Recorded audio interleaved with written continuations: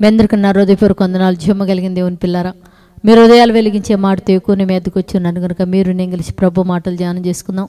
రాత్రి కాలం నుంచి మిమ్మల్ని, మీ కుటుంబాన్ని, మమ్మల్ని, సంఘాన్ని, భూమి మీద ఉన్న ప్రతి బిడ్డని జ్ఞాపకం చేసుకొని ఎన్నో మేలులు ఉపకారాలు చేసిన దేవుడికి, మన ప్రభువు మన రక్షకుడు యేసుక్రీస్తు వారి నామములో శిరస్సు వంచి వందనాలు స్తుతులు తెలియచేసుకుంటూ, జీవము కలిగిన దేవుని పిల్లారా, ఈరోజు పరిశుద్ధ ఆత్మ ద్వారా దేవుడు ఆత్మచేత ఏ మాటలతో మన హృదయాలు వెలిగించాలనుకుంటున్నాడు, ఆ మాటలతో ఒకసారి మన హృదయాలు వెలిగించుకుందాం. దేవుని పిల్లలు చూడగలిగితే 2 కొరింథీయులకు రాసిన పత్రిక 12వ అధ్యాయం 1వ వచనంలో అపోస్తలులైన పౌలు గారు నిజంగా ఇక్కడ ఒక చక్కటి మాట, దేవుని ఆనుకొని బతికిన భక్తుడు ఒక మాట చెప్తున్నాడు. ఏంటంటే, అతిశయపడుట నాకు తగదు కానీ అతిశయపడవలసి వచ్చినది ప్రభు దర్శనమును గూర్చియు ఆయన ప్రత్యక్షను గూర్చియు చెప్పుదు అని రాయబడింది. అంటే అతిశయపడాలనిపిస్తుందంట, అయినా తగదు అంటున్నాడు. ఎందుకు?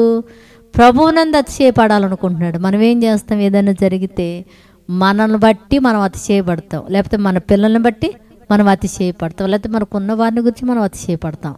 కానీ ఈ భక్తుడికున్న గుణం ఏంటో తెలుసు దేవుని పిల్లారా, నేను అతిశయపడుట నాకు తగదు కానీ అతిశయపడుతున్నా ప్రభు వలన అతిశయపడతా. దేనికి?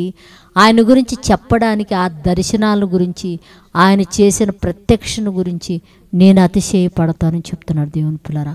మన జీవితంలో కూడా పిల్లలను బట్టి కాదు, మన బట్టి కాదు, మన కుటుంబ పరిస్థితులను బట్టి కాదు, కానీ ప్రభువునందు అతిశయపడి చెప్పేవారిగా మనందరం ఉండినట్లు ప్రార్థన చేద్దాం.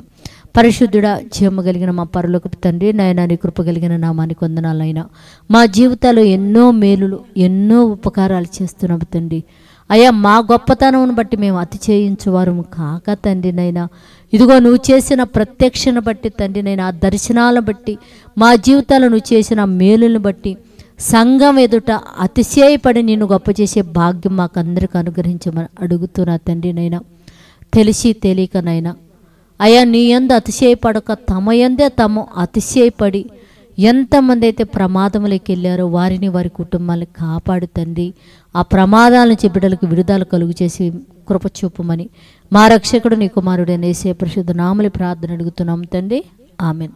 మీ అందరికీ నా హృదయపూర్వక వందనములు, ధన్యవాదాలు.